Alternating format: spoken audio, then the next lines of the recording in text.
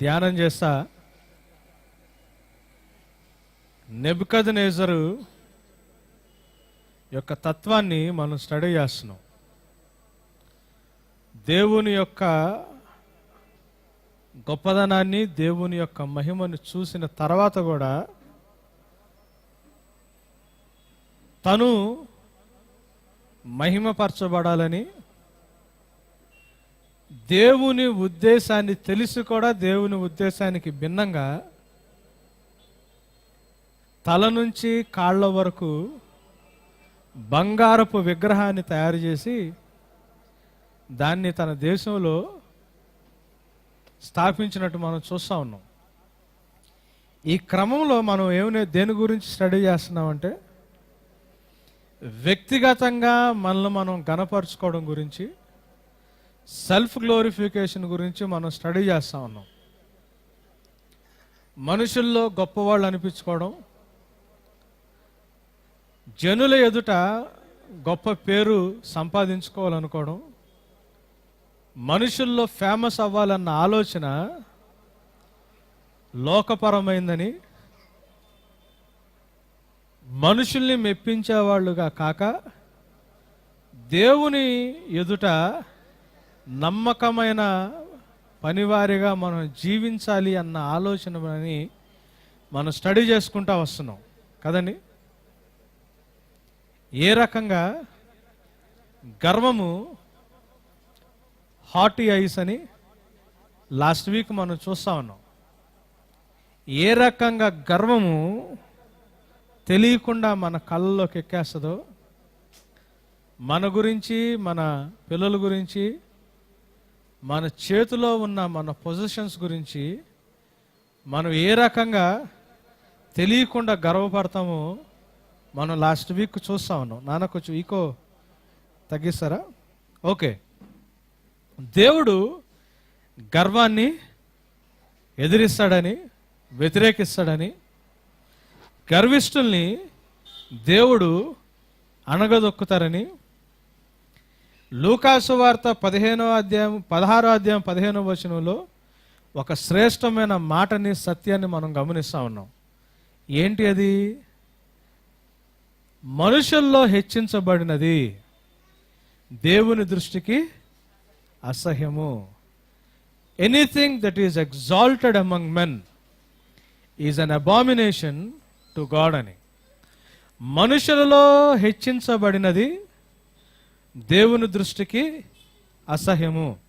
So మనుషుల్లో నేను గొప్పోడిని అవ్వాలి, మనుషులందరిలో నేను గొప్పగా కనిపించాలి, నాకు సంబంధించింది నా పిల్లలు గొప్పగా కనిపించాలని మనం ఆలోచిస్తే, మనుషుల దృష్టిలో ఘనమైంది ఏదో, మనుషుల దృష్టిలో గొప్పదేదో అది దేవుని దృష్టికి అసహ్యమైంది అని, ఒక రకంగా అబామినేషన్ అని మనం లాస్ట్ వీక్ నేర్చుకుంటా ఉన్నాం.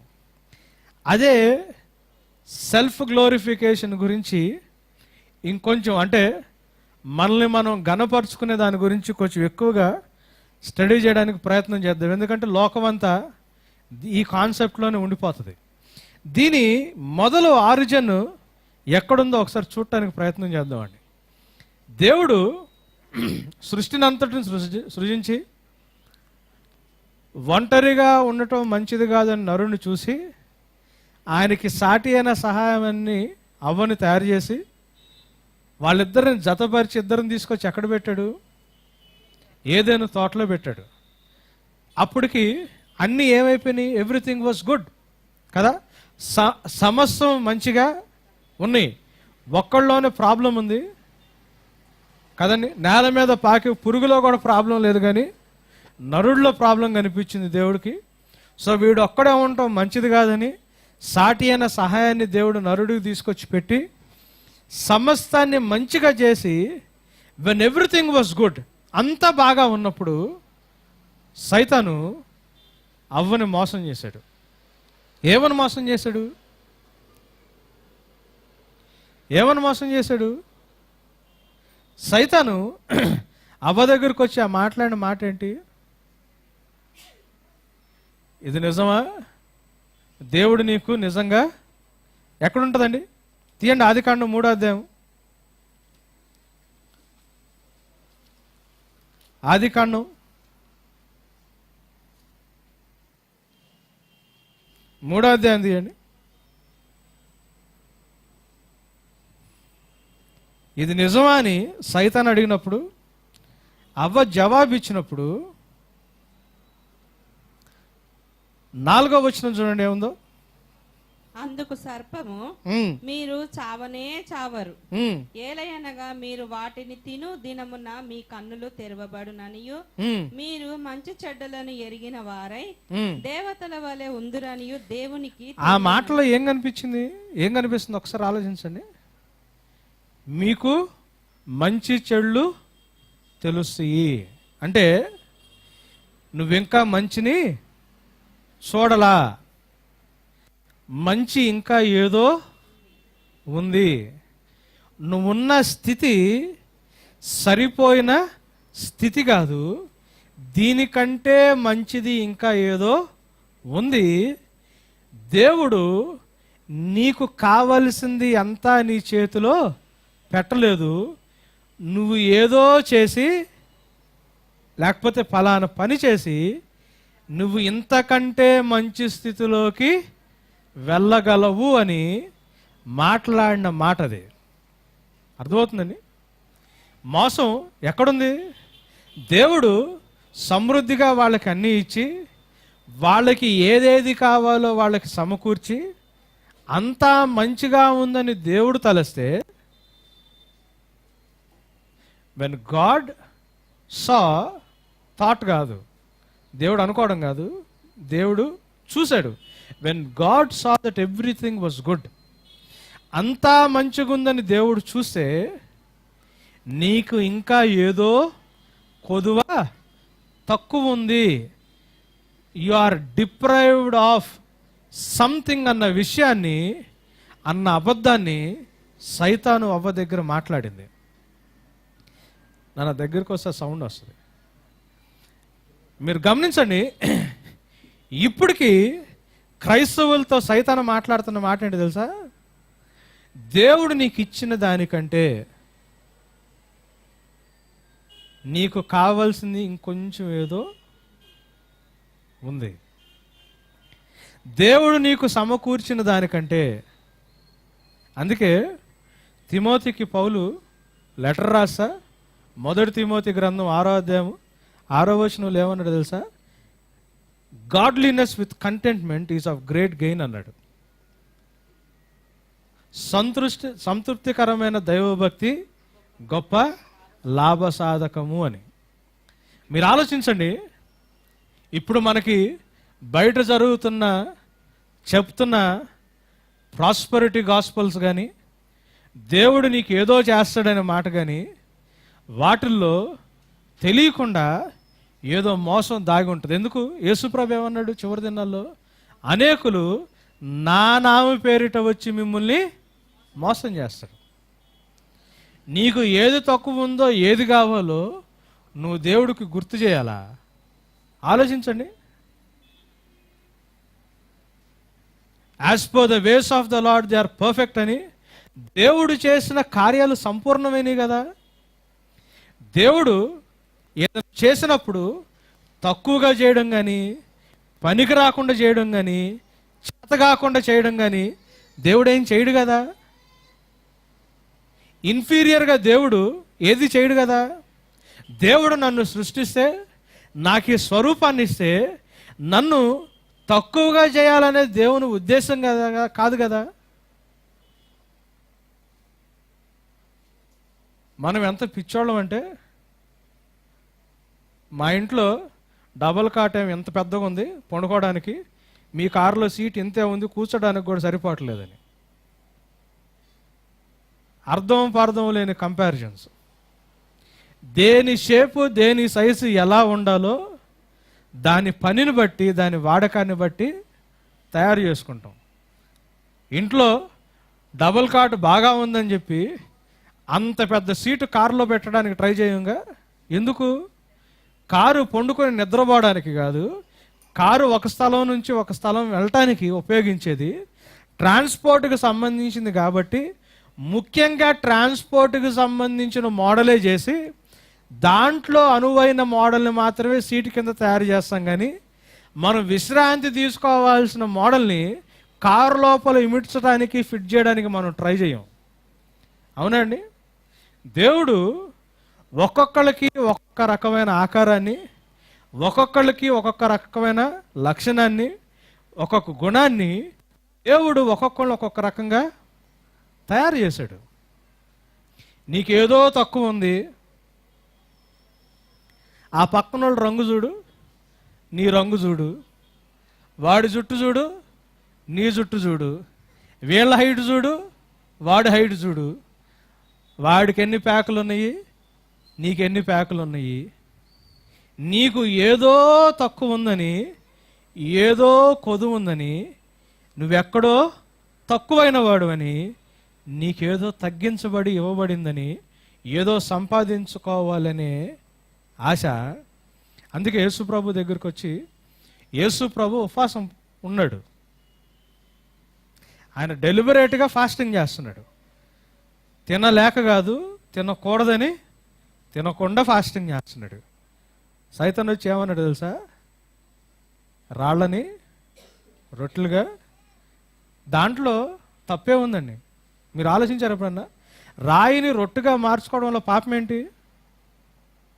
కృషి ఉంటే మనిషి ఋషి అవుతాడంటే ఎందుకు? ఋషులు అవ్వడానికి, గొప్పవాళ్ళు అవ్వడానికి కాదుగా దేవుడు మనల్ని సృష్టించింది. ఆయన చిత్తాన్ని సంపూర్ణంగా చేసే ఆయన సేవకులుగా దేవుడు మనల్ని. అది లోకం.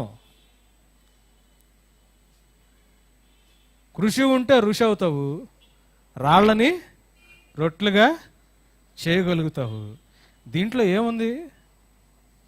రాయిని రొట్టె చేసుకోవడంలో తప్పేంటి ఆలోచించారు ఎప్పుడన్నా? దాంట్లో పాపం ఉందా?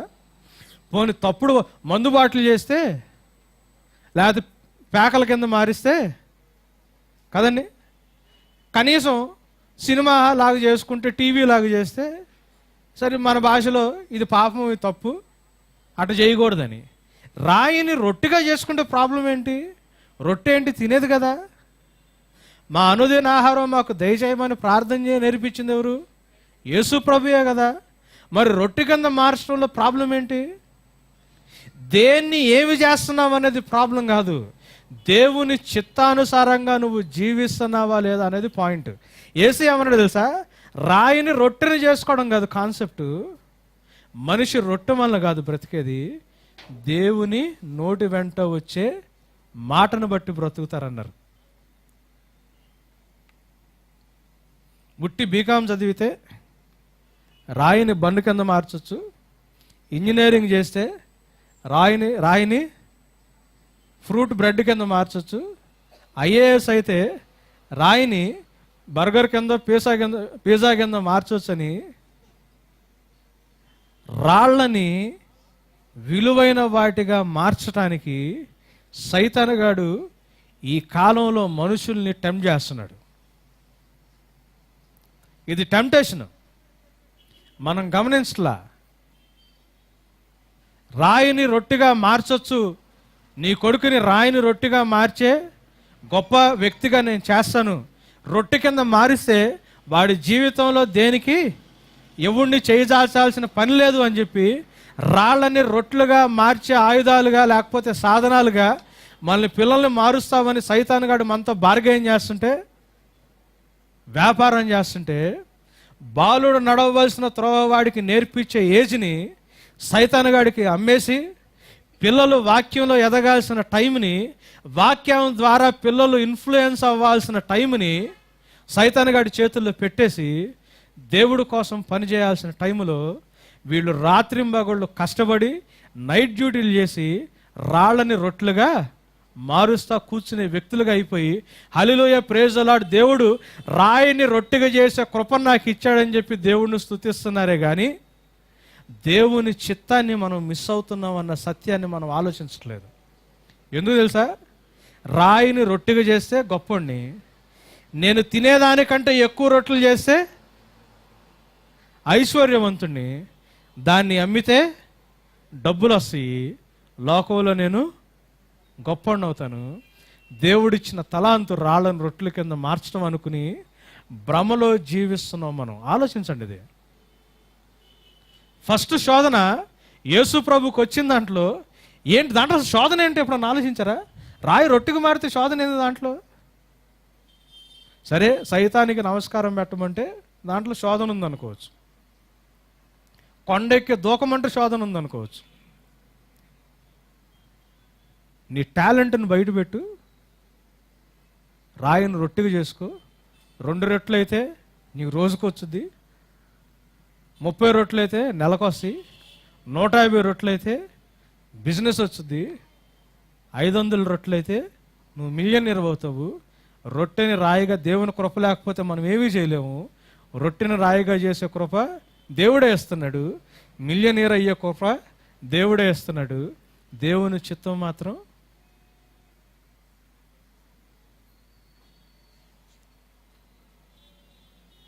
డే డ్యూటీలు, నైట్ డ్యూటీలు చేసి రాళ్ళని రొట్టెలుగా మార్చాలి అన్న దాంట్లో తెలియకుండా మనల్ని మనం ఘనపరుచుకునే స్థితిలోకి వెళ్ళిపోతామని బైబిల్ మనకి చాలా క్లియర్గా చెప్తుంది. యేసు ఏమన్నాడు తెలుసా? మా అనుదిన ఆహారం మాకు. పరలోకంలో నుంచి మన్నా వచ్చినప్పుడే ఏ రోజు ఆ రోజు వచ్చిందే కానీ నువ్వు కూడబెట్టుకుని దాంతో బిజినెస్ చేసే అంత ప్రొవిజన్ పరలోకంలోంచి రాలా. మీరు ఆలోచించండి. పరలోకంలోంచి కురిసిన మన్నా అద్భుతమైన హైదరాబాద్ దమ్ బిర్యానీ టేస్ట్ లేదు దానికి. నసుక్కున్నారు వాళ్ళు టేస్ట్ లేదని. పరలోకంలో నుంచి వచ్చింది గొప్పగా ఉంటుంది అనుకుంటున్నారేమో. పరలోకం నుంచి వచ్చిన దానికి ఏం టేస్ట్ ఉంది? మన్నాకు రుచి ఉందా? సరిగ్గా లేదు. మన్నాకు రుచి ఉంటే వాళ్ళు ఐగుప్తులో ఉన్న భోజనం కోసం మళ్ళీ ఎందుకు ఆరాటపడతారు? మన్నాకు రుచి లేదు, కానీ ఇది ఎక్కడి నుంచి వచ్చింది? పరలోకం నుంచి వచ్చింది. పరలోకంలో నుంచి దేవుడి లోకంలో ఉన్న నీకు ఇచ్చే ప్రతి ఒక్కటి లోకంలో నిన్ను ఆనందింపజేసి గొప్పోని చేయడానికి కాదు. నీ ప్రాణాన్ని సస్టైన్ చేసి, నీ ప్రాణాన్ని నువ్వు నిలదొక్కుని దేవుని చిత్తాన్ని చేసి త్వరగా నీ పని లోకంలో ముగించేసుకుని శాశ్వత కాలం ఆయనతో జీవించడానికి, పరలోకానికి తీసుకెళ్ళడానికి మాత్రమే ఉపయోగపడుతుంది. కానీ ఎల్లకాలం నిన్ను ఇక్కడ స్థిరపరిచి మనుషుల్లో నిన్ను ఘనమైన వాడిగా చేయడానికి పరలోకంలోంచి ఏ దీవెన మన మీదకి రాదు. ఎందుకు? పరలోకంలో మనుషుల్లో ఘనమైతే నువ్వు దేవునికి, పరలోకంలో వచ్చింది నిన్ను అసహ్యమైన వాడికి ఎట్లా చేస్తుంది? చేసుద్దా? చేయదు కదా. Anything from heaven will never exalt you in anyway. ఎందుకు? Anything that is exalted among men is an abomination to God. పరలోకం నుంచి వచ్చేది నిన్ను ఏది కనపరచదు? నీ ప్రాణాన్ని తెప్పరెళ్ళకుండా నిలబెడుతుంది. మన్నాలో రుచి లేదు. ఏ రోజు మన్నా ఆ రోజే వచ్చింది, అంతకంటే ఎక్కువగా పోగేసుకుంటే కుళ్ళిపోయింది. పరలోకంలోంచి దేవుడు ఆయన ప్రార్థన చేయమన్నప్పుడు కూడా ఇదే చేశాడు. మా అనుదిన ఆహారము మాకు. ఎందుకు అనుదిన ఆహారం? చాలా విచిత్రంగా కొన్ని మాటలు మనం మిస్ అయిపోతాం. ప్రాస్పరిటీ యాడిది? అనుదిన ఆహారం అంటే రోజువారీ కూలీ అని, అంతేనా? డైలీ వేజెస్ లాగా. ఏ రోజుది ఆ రోజు, ఎప్పుడుది అప్పుడు. దేవుని పరలోకంలోంచి అనుగ్రహించబడేది అంతవరకే ఉంటుంది. కానీ జనుల్లో నిన్ను చూసి జనాలందరూ వా అనుకునేటట్టు ఉండదు. సిలువ జ్ఞానం లోకానికి వెర్రితనం, ఫూలిష్నెస్. నిజంగా సిలువనెత్తుకుని వెళ్తుంటే జనాలు నిన్ను చూసి హేళన చేస్తారు, అవమానిస్తారు, దూషిస్తారు. కానీ మనుషుల్లో నిన్ను హెచ్చించే ప్రోగ్రాము దేవుడు ఎక్కడ పెట్టుకోడు. ఒకవేళ హెచ్చిస్తున్నారు మనుషుల్లో అంటే నువ్వెక్కడో సైతానికి దండం పెట్టుంటావు. వాడిస్తానన్నది నీకేదో ఇచ్చుంటాడు కాబట్టి నీకు హెచ్చింపు వచ్చింది. ఇది చాలా జాగ్రత్తగా గమనించుకోవాలండి. నీకేదో తక్కువ ఉంది. చాలామందికి colour cautious, physique cautious, height cautious. అవునా? ఎక్కువ పొడుగులేవని, ఎక్కువ రంగులేమని, లేకపోతే దేవుడు కానీ నాకు అలాంటి కారు ఇచ్చుంటే, నాకు కానీ అన్ని డబ్బులు ఇచ్చుంటే నేను ఏదో చేస్తానని చెప్పి చెబుతూ ఉంటారు చాలామంది. మనకి ఏది మంచిదో, ఎంతవరకు అవసరమో, నీకు నాకు ఏది ఎంత ఉంటే యాప్ట్గా ఉంటుందో దేవుడు సరిగ్గా అదే మనకి ఇచ్చాడు. దేవుడు నీకు ఇచ్చిన దాంట్లో ఎక్కడా తక్కువ లేదు. దేవుడి ప్రేమ చాలా శ్రేష్టమైందండి. ఆ ప్రేమను ఎప్పుడు అనుమానించొద్దు. నీకు కలిగి ఉన్న దాంట్లోనే నీ సంతోషము ఉంది అని నువ్వు గ్రహించిన రోజు, దేవుడు నీకు ఇచ్చిన దాంట్లోనే నీకు సంతోషం ఉంటుందని నువ్వు గ్రహించిన రోజు, కలిమిలో లేమిలో ఆయన నువ్వు స్తుతించగలిగే వ్యక్తిగా మారతావు. కానీ లోకం చేసే, సైతాను చేసే మోసంలోకి వెళ్ళొద్దు. అనేకులు నా నామం పేరిట వచ్చి మిమ్మల్ని మోసం చేస్తారు. యేసు నామములో మోసం జరుగుతుంది, జాగ్రత్త. అందరూ ఒకటే రిజల్ట్ ఇవ్వాలని దేవుడు ఎప్పుడు కోరుకోవట్లా. దానియేల్ని దేవుడు మంచి అడ్మినిస్ట్రేటర్ని చేశాడు, ప్రభుత్వంలో మంచి బ్యూరోక్రాట్ని చేశాడు. మిగతా వాళ్ళందరూ అట్లా చేయాలనుకుంటున్నాడు దేవుడు. మీరు ఆలోచించండి. 1 తలాంతు ఇస్తే 2 ఎక్స్పెక్ట్ చేశాడు వాడి దగ్గర నుంచి. 2 ఇస్తే 4 ఎక్స్పెక్ట్ చేశాడు. 5 ఇస్తే 10 ఎక్స్పెక్ట్ చేశాడు. దేవుడు నీకు ఎంత ఇచ్చాడో ఇచ్చిన దానికి ప్రపోర్షనేట్గానే దేవుడు ఎక్స్పెక్ట్ చేస్తాడు. కానీ ఇంకోటికి ఎక్కువ తలాంతు ఇస్తే, మినిస్ట్రీలో కూడా ఇదే ప్రాబ్లం. అందుకే సైతానికి చిక్కుతున్నారు. 10,000 మందిని దేవుడు నమ్మి ఒక సేవకుడికి ఇస్తే, ఆ 10,000 మందితో దేవుడు ఎంత మినిస్టర్ చేయాలో, ఆయన మీటింగ్కి ఎంత రావాలో అంత ఎక్స్పెక్ట్ చేస్తాడు.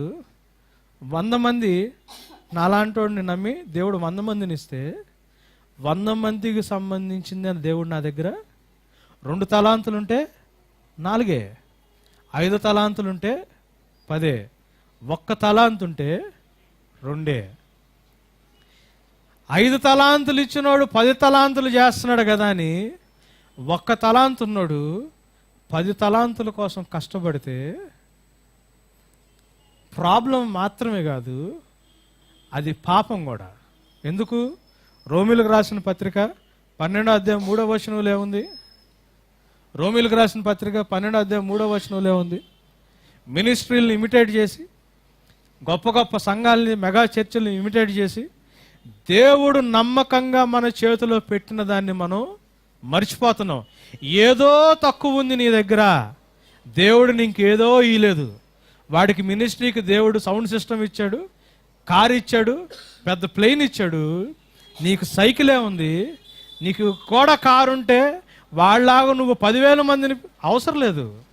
దేవుడు నీకు 10 మందిని ఇస్తే, దేవుడు ఎంతమందిని నమ్మకంగా ఇచ్చాడో వాళ్ళలోనే నీ నమ్మకంగా నీ పరిచర్య జరగాలి. కానీ దేవుడు నీకు ఇచ్చిన తలాంతుల్లోనే నువ్వు జీవించాలి. కానీ అంతకంటే ఎక్కువగా ఆశిస్తుంది పాపం కూడా. అది చదువుతారమ్మా, రోమీలకు రాసిన పత్రిక 12వ అధ్యాయం 3వ వచనం.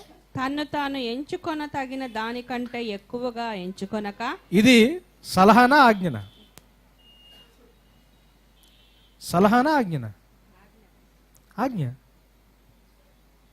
దేవుడు నీకు కొంత జ్ఞానాన్ని ఇచ్చి, ఆ జ్ఞానాన్ని అంతవరకే, దానికి సంబంధించి నువ్వు నమ్మకంగా దేవుడికి ఉండాలని దేవుడు ఆశిస్తే మనం అంతవరకే ఉండాలా.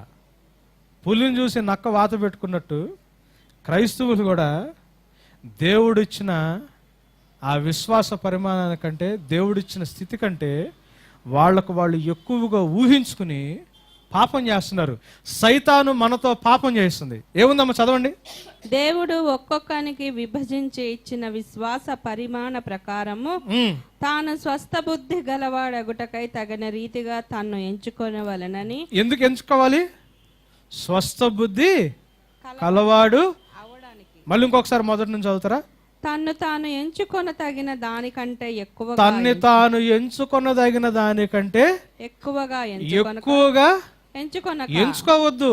దేవుడు నిన్ను ఏ స్థితిలో పెట్టాడో దాంట్లోనే ఆయన యొక్క చిత్తము, దానికి సంబంధించిన సమస్యము నీకు కావాల్సినవి దాంట్లోనే ఉంటాయి. దేవుడు నీకు ఇచ్చిన స్థితి కంటే ఎక్కువగా ఎంచుకోవాలని నువ్వు ట్రై చేయొద్దు.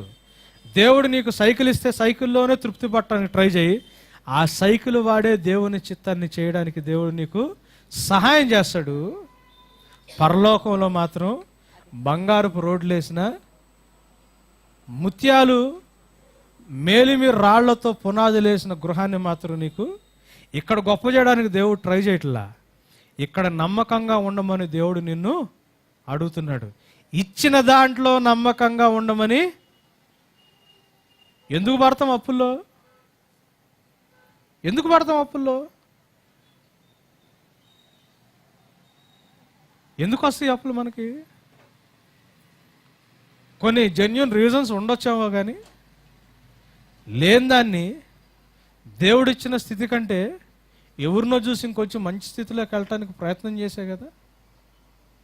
అంటే నీకేదో తక్కువ ఉంది, నువ్వు ఏదో చేస్తే అది నీకు వచ్చుద్ది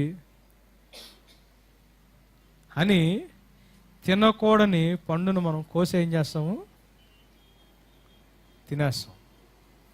అది తింటే మంచి జరుగుద్ది, అది కొనుక్కుంటే మంచిగా ఉంటుంది, అది నా చేతికి వస్తే చాలా మంచి స్థితి వస్తుంది అని సైతాను ప్రలోభ పెడతాడు. తన్ని తాను ఎంచుకునే దానికంటే ఎవరు కూడా దేవుడు మీకు విభజించి ఇచ్చిన విశ్వాస పరిమాణం కంటే ఎక్కువగా వెళ్ళటానికి దయచేసి ప్రయత్నం చేయొద్దు. ఆ రోజు వాళ్ళని ఎంతవరకు ఉండాలో అంతవరకు ఉండకుండా ఆదాము అవ్వలు చేసిన తప్పు ఈరోజు క్రైస్తవ కుటుంబాల్లో, సంఘాల్లో మనం కూడా చేస్తున్నాం. దేవుడిచ్చిన దాంట్లో సమృద్ధి, దేవుడిచ్చిన దాంట్లో సంతృప్తి. లోకం నిన్ను చూసి ఏంటి నీ స్థితి, నీ దేవుడు ఎక్కడున్నాడంటే, నాకు దేవుడు 1 తలాంతే ఇచ్చాడు, నేను చేయాల్సింది 2 తలాంతులు మాత్రమే, 2 తలాంతుల విషయంలో నేను నమ్మకంగా ఉంటాను, ఆయనకి 2 తలాంతులు అప్పగిచ్చి ఆయన ఇంటికి వెళ్ళినప్పుడు ఆయనతో పాటు నేను ఆనందిస్తాను. అప్పుడు దాకా దేవునితో పాటు ఈ లోకంలో నేను శ్రమ పడతాను. అనేక శ్రమల ద్వారా మనం పరలోకానికి వెళ్ళాలని నాకు అర్థమైంది అని దేవుని బిడ్డలుగా మనం చెప్పడానికి ప్రయత్నం చేయాలి. దేవుని బిడ్డలుగా మనం చెప్పడానికి ప్రయత్నం చేయాలి. జరుగుతున్న మోసం ఏంటంటే, దేవుడు నాకు 5 తలాంతులు ఇచ్చాడు, నాకు 5 తలాంతులు ఇచ్చిన దేవుడు పార్షాలిటీ చూపించడు, మీకు కూడా ఎన్ని తలాంతులు ఇస్తాడు అనగాలి. మీరు అందరూ ఏమవుతారు? 5 అంటారు. కానీ బైబిల్ అట్లా లేదుగా. బైబిల్ అట్లా లేదుగా. ఒకడికి 5, ఒకడికి 2, ఇంకొకడికి. అంటే దేవుడికి పార్షాలిటీ ఉందనా? అది పార్షాలిటీ కాదు. దేవుడు పని అప్పగించే పనులు అట్లుంటాయి. ఆయన అడ్మినిస్ట్రేషన్, అది ఆయన ప్రభుత్వం అట్లుంటుంది. అబ్రహాంకి ఇచ్చిన దేవుడు మీకు కూడా ఇస్తాడు. ఆయనకి 5 తలాంతులు ఇచ్చాడు కాబట్టి మీకు కూడా ఇస్తాడు. ఇప్పుడు మీ దగ్గర 1 తలాంతే కనిపిస్తుంది, ఇంకా 4 మీరు ఇంకా చూడలేదు. 4 కోసం కష్టపడండి అంటారు. ఈ 4 కోసం కష్టపడతాము. 1 తలాంతుని 2 తలాంతులు చేయడానికి మాత్రం మనం ప్రయత్నం చేయము. యజమాని వచ్చినప్పుడు దోషిగా నీవు నేను ఆయన ఎదుట నిలబడే పరిస్థితిలోకి వెళ్ళిపోతాం. ఇది సైతాను చేస్తున్న మోసం. ఇది సైతాను చేస్తున్న మోసం అండి. అబ్రహాంకి 5 తలాంతులు ఇస్తే రవిగాడికి 5 ఇయ్యాలని రూలే ఉంది. ఆయన విభజించి ఇస్తాడు. ఇచ్చిన దాంట్లో నేను నమ్మకంగా, అంతే నా పని. దేవుడు ఎన్ని ఇచ్చాడో ఇచ్చిన దాంట్లో నమ్మకంగా ఉండటమే కానీ దేవుడు ఇంకా ఇయ్యాలని దేవుని సన్నిధిలో శోధించి సైతాన్ ఏం చేస్తున్నాడంటే, ఇంకా 4 తలాంతులు రావాలా, ఈ 1 తలాంతు కూడా ఇచ్చేసేయి, దేవుడికి ఇస్తే అది డబుల్ అవుద్ది, నీకు మిగతా 4 వస్తాయి అని చెప్పి ఉన్న తలాంతును కూడా పీకేసుకుంటున్నాడు. ఏమిచ్చాడు దేవుడు నీకు? పిల్లలు నీలేదనుకోండి, నువ్వు నీ భర్తేను అనుకోండి, నువ్వు నీ భార్య అనుకోండి, దేవుడు ఇచ్చిందంతే. ఇచ్చిన దాంట్లో ఏం చేయాలా? నమ్మకం ఉండాలా. ఇంకొకడు 1 కొడుకునే ఇస్తే ఒక్క కొడుకుని నమ్మకంగా దేవుడి కోసం పెంచాలా? 3 పిల్లల్ని ఇస్తే 3 దేవునికి నమ్మకంగా పెంచాలా? 3 తలాంతులు ఉన్నోడికి బాధ్యత ఎక్కువ ఉంది, 1 తలాంతు ఉన్నోడికి బాధ్యత తక్కువ ఉంది. నీకు ఇచ్చిన దాంట్లో నమ్మకంగా దేవునికి ఉండటమే నువ్వు చేయాల్సిన పని. కానీ లేని దానికోసం పాకులాడటం, దేవుణ్ణి శోధించటం సైతాను చేసే టెంప్టేషన్. అది ఎంతమందికి అర్థమవుతుందండి వాక్యం? ఏమన్నాడు చూడండి, మత్తయి సువార్త 25వ అధ్యాయం 14వ వచనం నుంచి 30వ వచనం దాకా ఈ తలాంతుల గురించి ఉంటుంది. ఈ 1 తలాంతు ఉన్నాడు 2 తలాంతులు ఎందుకు చేయలేదు? వాడు చెప్పిన రీజను 24, 25 వచనాలు ఉంటుంది చూడండి. రీజను ఏముంటుందో మత్తయి సువార్త 25వ అధ్యాయము 24, 25 వచనాలు. తర్వాత 1 తలాంతు తీసుకొనిన వాడును వచ్చి, అయ్యా, నీవు విత్తని చోట కోయు వాడవును, చల్లని చోట పంట కూర్చుకొన వాడవునైన కఠినుడవని నేను ఎరుగుదును. ఏమన్నాడు యజమాని? నువ్వు అంటే వాడు నమ్మకంగా లేకపోవడానికి కారణం ఎవరి మీద దోస్తున్నాడు? దేవుడు వాడి విషయంలో ఎక్కడో అన్ఫేర్గా ఉన్నాడని, విత్తని చోట కోయువాడవంట. ఇంకో మాట ఏమన్నాడమ్మా? చల్లని చోట పంట కూర్చుకొని వాడవు. అంటే నువ్వు నాకు అన్యాయం చేశామన్న మాటని యజమాని కాబట్టి డైరెక్ట్గా అనకుండా కొంచెం ఇండైరెక్ట్గా యజమాని మీద నెపం వేస్తున్నాడు. వీడికుండే అన్ఫెయిత్ఫుల్నెస్ని బట్టి. నాకు గానన్నా దేవుడు అన్ని డబ్బులుగా ఇచ్చుంటే నేను మినిస్ట్రీ ఒక రకంగా చేసేవాడిని అన్న అంటాం. అంటే దేవుడు ఏంటి నీకు ఇవ్వలేదనేగా? అంటే దేవుడు నీకు ఎక్కడో దేవుడు కూతుర్ని ఇచ్చాడు కానీ కొడుకునిచ్చుంటానా? అంటే దేవుడు తప్పు చేశాడనా? అన్యాయం చేశాడనా? నన్ను ఈ స్థితిలో పెట్టాడు కానీ దేవుడు లేకపోతే అన్న క్వశ్చన్ వేస్తే మనం అందరూ తెలిసి తెలియకుండా దేవుణ్ణి ఇదే మాట అంటాం.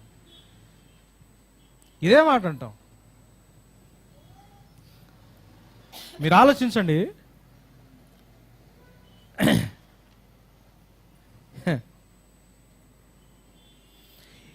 ఏవి ఇయ్యాలి అనేది దేవుడి యొక్క నిర్ణయం. అది ఎమోషన్స్ మీద, భావోద్రేకాల మీద డిపెండ్ అయి ఉండదు, కానీ ఆయన చిత్తానుసారంగా అది ఉంటుంది కదండి. మనం అపోస్తుల కార్యాలు 17వ అధ్యాయం 27వ వచనం ఏం నేర్చుకున్నాము? ఒకని నుండి అనేక జాతుల వారిని దేవుడు సృజించి, వారు ఏ స్థలంలో పుట్టాలో, ఏ కాలంలో పుట్టాలో, ఏ పొలిమేరలో పుట్టాలో కూడా ఎవరు ముందు నిర్ణయించారు? దేవుడు నిర్ణయించాడు. అంటే నువ్వు పలానా ఊరిలో ఒక పేద తల్లిదండ్రులకు పుట్టాలని డిసైడ్ చేసింది ఎవరు? అంటే నీ మీద ద్వేషంతో కాదు, ఆ స్థలంలో పుట్టడం వెనక దేవునికి ఏదో ఉద్దేశం ఉంది.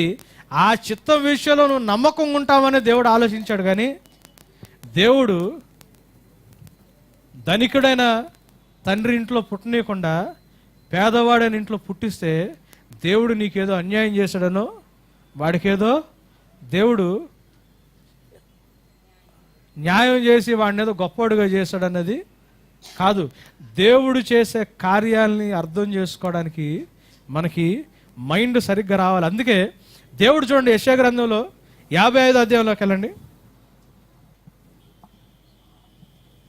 మనం దేవుడు నాకు అన్యాయం చేశాడు, దేవుడు నన్ను సరిగ్గా చేయలేదు అని మనం అనుకునే ఏ మాటకి అర్థం లేదు. దేవుడు యెషయా గ్రంథం 55వ అధ్యాయము మొదటి 6 వచనాలు చదువుతారమ్మా? దప్పిగొనిన వారలారా నీళ్ల యొద్దకు రండి, రూకలు లేని వారలారా మీరు వచ్చి కొని భోజనము చేయుడి. రండి, రూకలు లేకపోయినను ఏమియు నీయకయే ద్రాక్ష రసమును పాలను కొనుడి. నీ దగ్గర ఏమి లేదా? నా దగ్గరికి రా, నేను నీకు ఇస్తా. దాహం వేస్తుందా?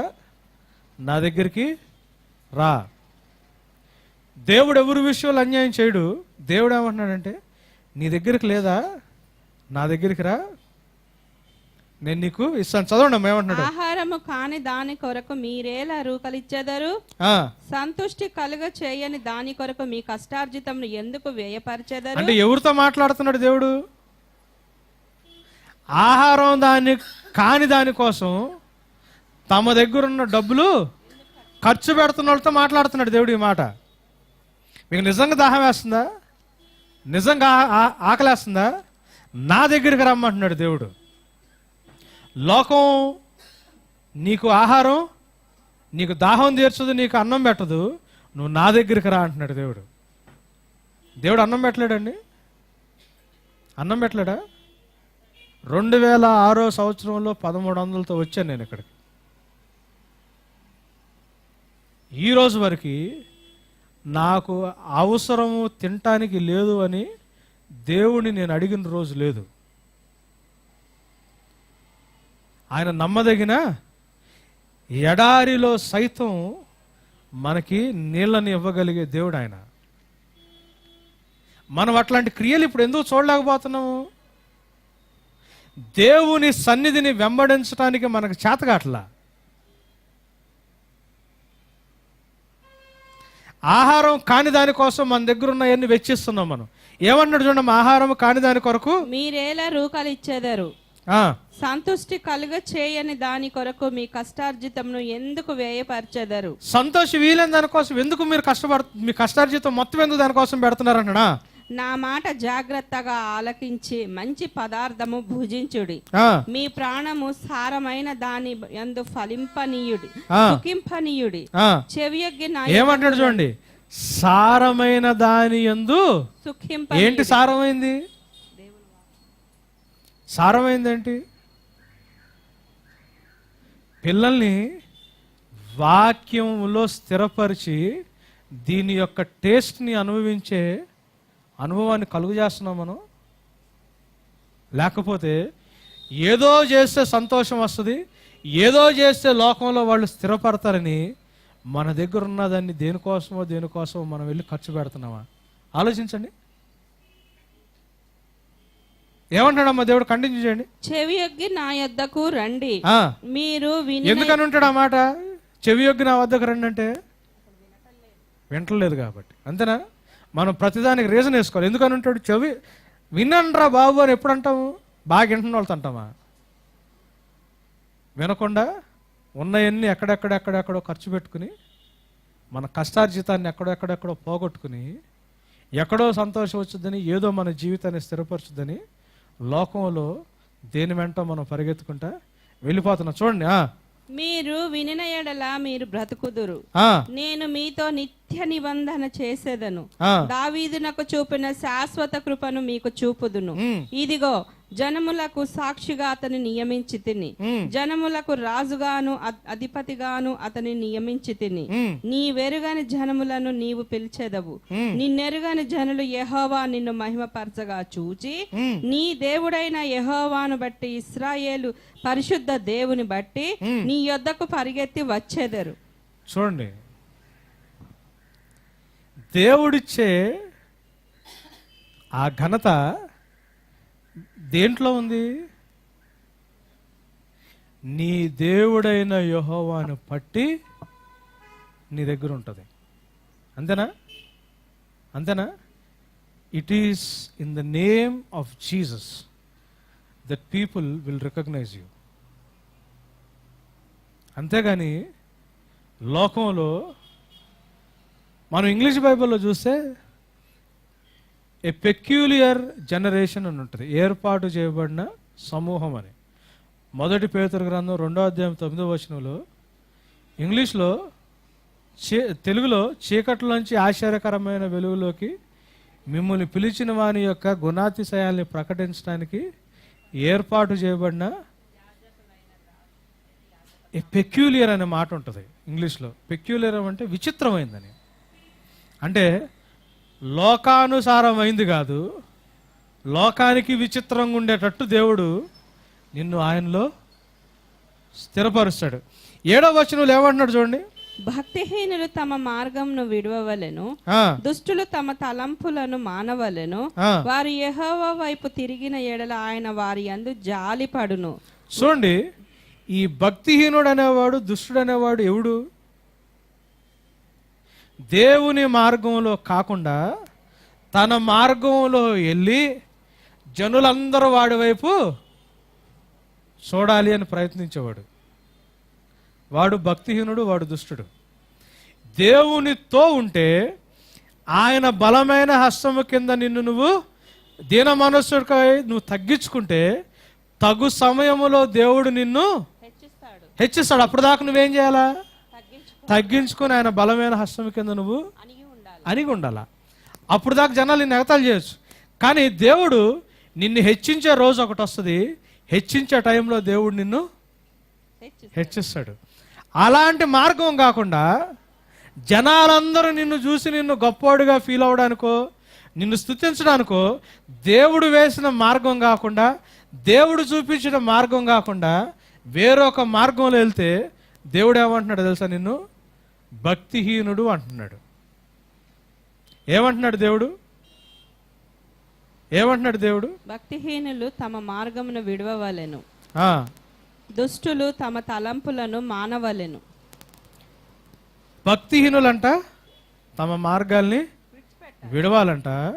దుష్టులు, ఆలోచించండి, దేవుని మార్గము కాకుండా వేరే మార్గంలో మనం వెళ్తుంటే, దేవుని ఆలోచన కాకుండా వేరే ఆలోచన మనలో ఉంటే దేవుని దృష్టికి మనం ఎట్లా కనిపిస్తాం?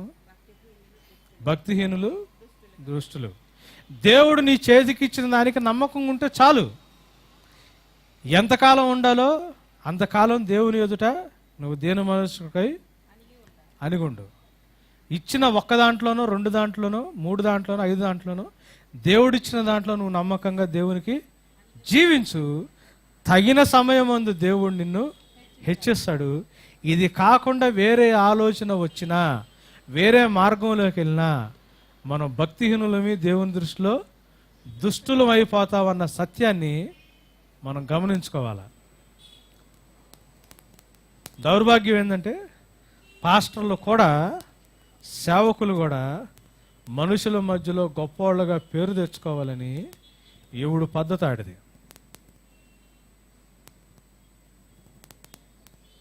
ముందు కొమ్ములు వెనక తోకలేసుకుని డిగ్రీలు రాసుకుని సంఘంలో ఎంతమంది వస్తున్నారో నంబర్లు వేసుకుని ఏ దేశాల్లో ప్రసంగాలు చేశారో లిస్టు రాసుకుని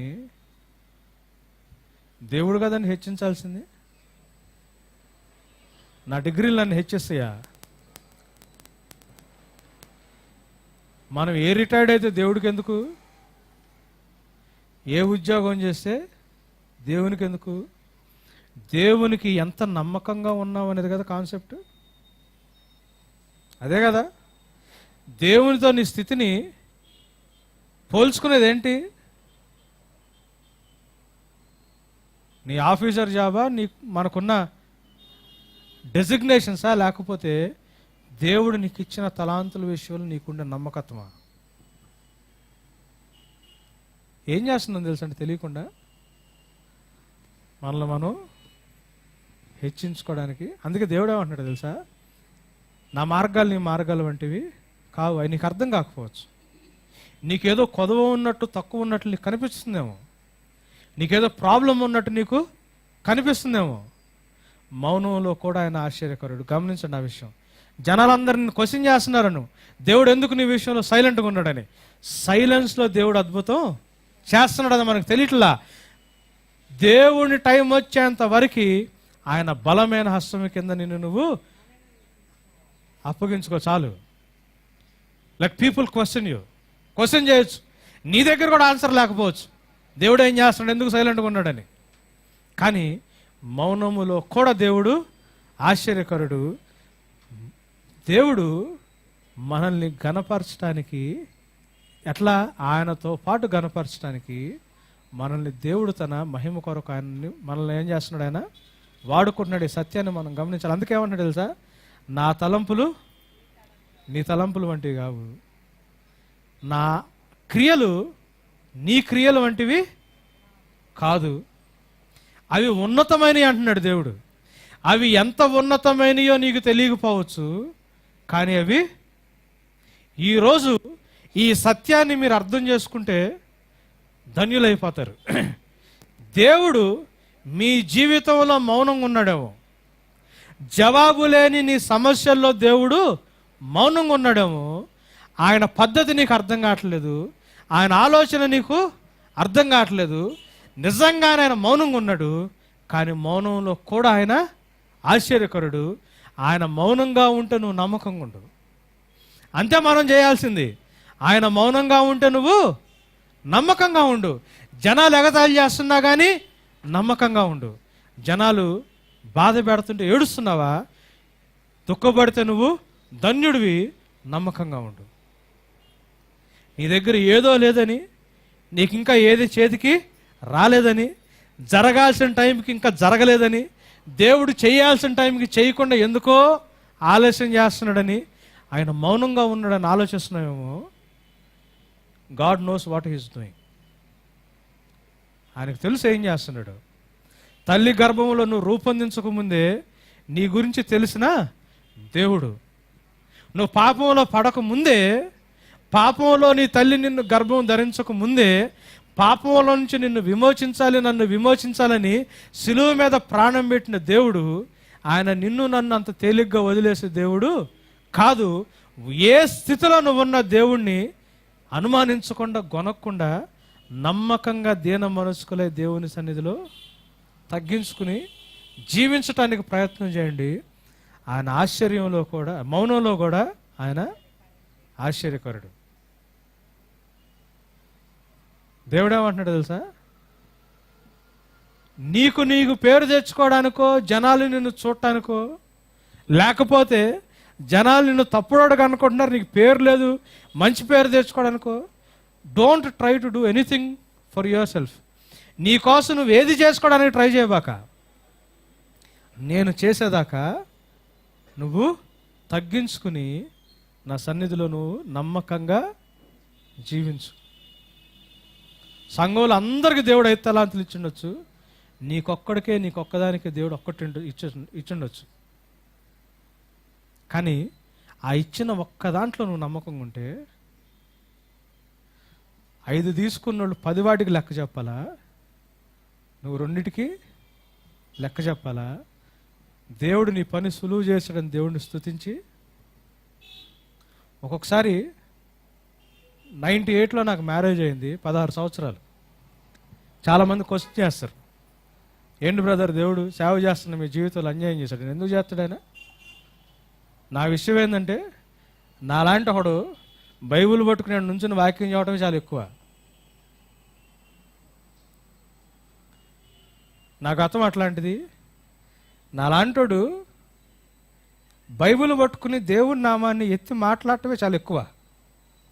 అట్లాంటి దేవుడు తీసుకొచ్చి ఇక్కడ నుంచోబెడతామే పెద్ద ధన్యత. పిల్లలు దేవుడిస్తే లేరనుకోండి, నాకు ఇచ్చిన దాంట్లో మీలో నమ్మకంగా పని చేసుకుంటున్నాను. 2 పిల్లల్ని ఇస్తే ఇంక ఎక్స్ట్రా 2 బాధ్యతలు ఎక్కువ అయ్యాయేమో. దేవుడు నా పనిని సులువు చేస్తున్నాడేమో అప్పుడప్పుడు నాకు అనిపిస్తుంది. ఎందుకంటే పిల్లల గురించి ఇంత గట్టి వాక్యాలు మీకు చెప్పి నాకు పిల్లలను నేను పెంచలేకపోయినాను. దేవుడు నాకు సులువు చేస్తున్నాడేమో అనిపిస్తుంది. కొన్నిసార్లు దేవుడు చేసే కార్యాలు అర్థం కావు. ఏంటి దేవుడు చేయట్లేదు మౌనంగా ఉన్నాడంటే, మౌనంలో ఆయన ఆశ్చర్యకరమైన క్రియ ఏదో చేస్తున్నాడు. నీ కోసం నువ్వు ఏది చేయడానికి ప్రయత్నం చేసి సైతాన్ని చూపించే మోసం. దేవుడిచ్చిన తోట సమృద్ధి, ఇచ్చినవన్నీ మంచియే, నీకేదో వచ్చుద్దని, ఇంకేదో తక్కువైంది కొంచెం కష్టపడితే ఆ కాయను అలా కోసుకుని తింటే ఇంకా లేనిది ఏదో వచ్చుద్దని సైతాను అవ్వకు చెప్పిన మోసం. దేవుడు నీకు ఇచ్చిన దానికంటే నువ్వు కొంచెం ఇంకేదో చేస్తే ఆ కాయను కోసుకుని తింటే నీకు వచ్చుద్దని ఈరోజు నీతో నాతో కూడా దేవుడు రాళ్ళు ఇచ్చాడా? రాళ్ల విషయంలోనే నమ్మకంగా ఉండండి. రాళ్ళను రొట్టెలుగా చేయడానికి ప్రయత్నం చేయొద్దు. రాయినిస్తే రాయి దగ్గర తలబెట్టుకుని మోకరించి ప్రార్థన చేయండి. రాయి విషయంలోనే నమ్మకంగా ఉండండి. రొట్టెని చేసుకోవడానికి ప్రయత్నం చేయొద్దు. రొట్టెనిస్తే రొట్టె విషయంలో నమ్మకంగా ఉండండి. మనల్ని మనం హెచ్చించుకోవడానికి కానీ మన కోసం మనం ఏమైనా చేసుకోవడానికి కానీ దయచేసి ప్రయత్నం చేయొద్దు. ఎంతమందికి అర్థమవుతుందండి వాక్యం? నీకు కావాల్సిన సమస్తం దేవుడికి తెలుసు, ఆయన చేస్తాడు టైంలో. ఆయన తన కాలమందు సమస్తాన్ని సుందరంగా, heal make everything beautiful in his own, he has his time. అది అర్థం కాకపోవచ్చు, అర్థం చేసుకోవడానికి మనకంత బ్రెయిన్ ఆడది. దేవుడు వెర్రోళ్ళని, బలహీనుల్ని, నీచుల్ని, తృణీకరించబడిన వాళ్ళని, ఎన్నికలేని వాళ్ళు కదా సెలెక్ట్ చేసింది. మన సెలక్షనే పనికిమాలిన వాళ్ళందరూ సెలెక్ట్ చేశాడు. పనికిమాలినోడికి దేవుడి జ్ఞానం ఎక్కడ అర్థం అవుద్ది? మన సెలక్షన్ ఏంటి? 1 కొరింథీ 1:26 ప్రకారం వెర్రివారు, బలహీనులు, నీచులు, తృణీకరించబడిన వాళ్ళు, వీళ్ళని కదా పోగు చేసింది. ఇక వీడి తెలివితో దేవుడి తెలివిని ఎట్టా అసెస్ చేస్తాడు? చేయలేం కదా. చేయలేనప్పుడు దేవుడు నిన్ను ప్రేమిస్తున్నాడని నమ్మి ఆయన మౌనంలో కూడా ఆశ్చర్యమైన క్రియ ఏదో. మీ జీవితంలో దేవుడు ఏ ఏరియాలో మౌనంగా ఉన్నాడో దేవుడు ఆ ఏరియాలో ఆశ్చర్యమైన క్రియ చేస్తున్నాడని ఇప్పుడు మీకు తెలియదేమో, ఆయన టైంలో మీకు తెలుస్తుంది. అప్పుడు అనుకుంటాం, ఒక్కసారి వెనక్కి తిరిగి చూసి, ప్రభా అనవసరంగా నిన్ను చాలాసార్లు నాకు అర్థం కాలేదు ప్రభా నువ్వేం చేస్తున్నావో, కానీ నువ్వు నా జీవితంలో ఏదో చేస్తున్నావు. పిచ్చోడ్లాగా ఇన్ని సంవత్సరాలు నేను కంగారు పడ్డాను. ధోనిలో నువ్వు ఉంటే చాలు, కంగారు పడి నేను మాత్రం నిన్ను లేపను. నువ్వు ఉంటే నాకు చాలు, నాకు ఇంకా ఏది. ఆయన విరవబడిన శరీరానికి సాదృశ్యమైన రొట్టెని, ఆయన నిబంధన చేసిన రక్తానికి సాదృశ్యమైన ద్రాక్ష రసాన్ని మనం త్రాగబోతున్నాం, తినబోతున్నాం. ఒకసారి మన కళ్ళు మనం మూసుకుందామండి. దేవుడు నీకు ఇచ్చిన దాంట్లో, ఇచ్చిన దాన్ని బట్టి మనం ఎలా, మీరున్న స్థితిని బట్టి ఎలా దేవుని వైపు మీరు కన్నులెత్తి చూసారో ఒకసారి ఆలోచిస్తారా? ప్రభా ఎందుకు ఇది ఇంకా నా జీవితంలో చేయలేదని ఎప్పుడన్నా దేవుడిని ప్రశ్నించారా? ప్రభా ఇంకా ఎందుకు ఇది నా జీవితంలో జరగట్లేదు, అవ్వట్లేదని ఎప్పుడన్నా ఆలోచించారా? అలా ఆలోచించినప్పుడు మనం దేవుని ప్రేమని ప్రశ్నిస్తున్నామని ఎప్పుడన్నా తలంచారా? ఆయన నేను రక్షణ పొందటం కోసం ప్రభా నీ కుమారుడు సిలువ మీద